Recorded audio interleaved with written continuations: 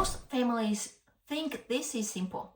If someone dies and a family member lives in the home until it's sold, surely the sale is CGT-free, right? Well, the ATO has just released a draft determination that says, not always. And the reason might come down to one sentence in the will. Let me explain. This usually comes up at the worst time. Someone has passed away, a spouse or a child or a partner keeps living in the family home. No one's thinking about tax. They are thinking about stability. Then years later, the property is sold. Everyone expects main residence exemption, so no CGT. And suddenly, there's capital gains tax problem. This is because there is a special CGT rule for deceased estates.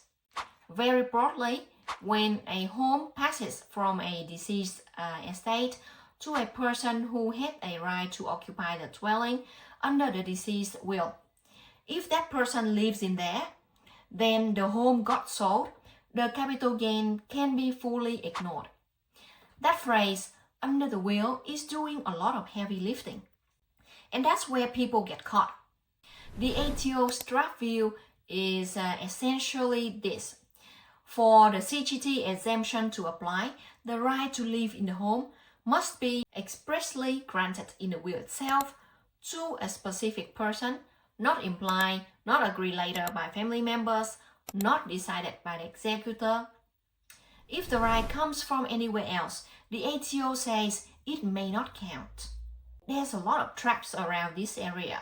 Let's talk about trap number 1. Start with the most common mistake. Everyone agrees, informally or formally, that one family member can stay in the house until it's sold. Sounds reasonable, feels fair, but if that right comes from a separate agreement and not the will itself, the ATO's view is the person did not have the right to occupy under the will, which means full CGT exemption may be gone. Trap number 2. This one surprises a lot of people.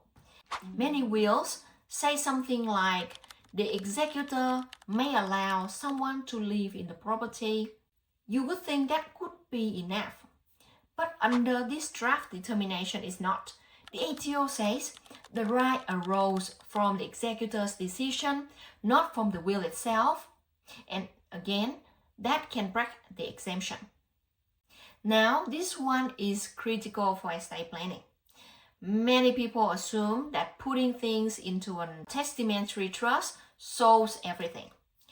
But under this draft determination, the ATO draws a hard line.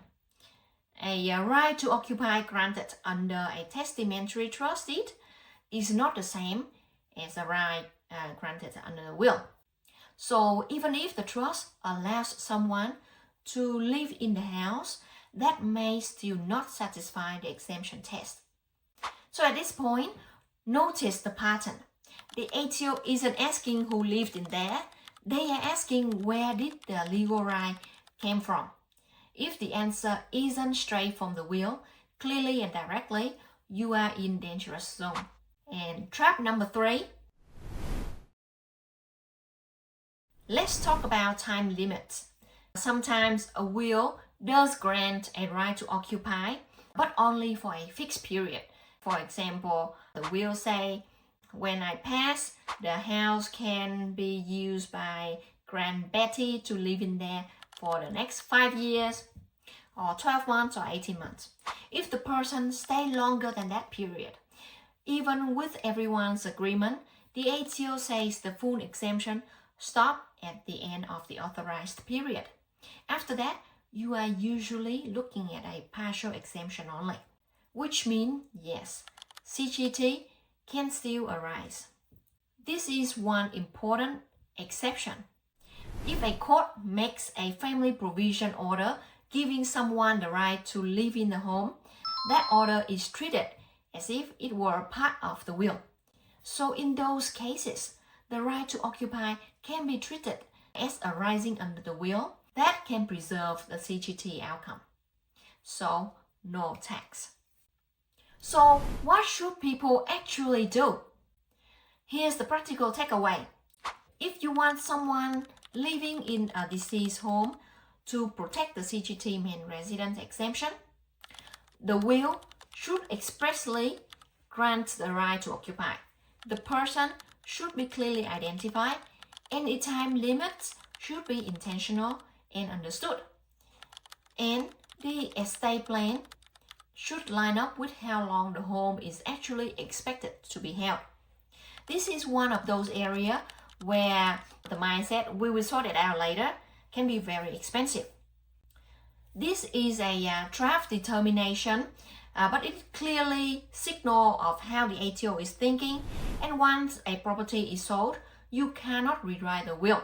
So if you are administering an estate, living in a deceased home, or drafting wills and testamentary trusts, this is absolutely something to review before settlement.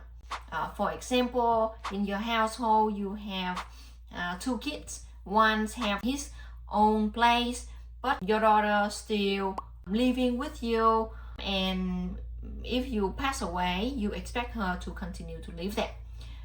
In that case, clearly stated in the will, even if you leave the benefit, you leave the home to both kids and just want your daughter to live in there for the next 5 years to 10 years, then in your will, you have to state that clearly.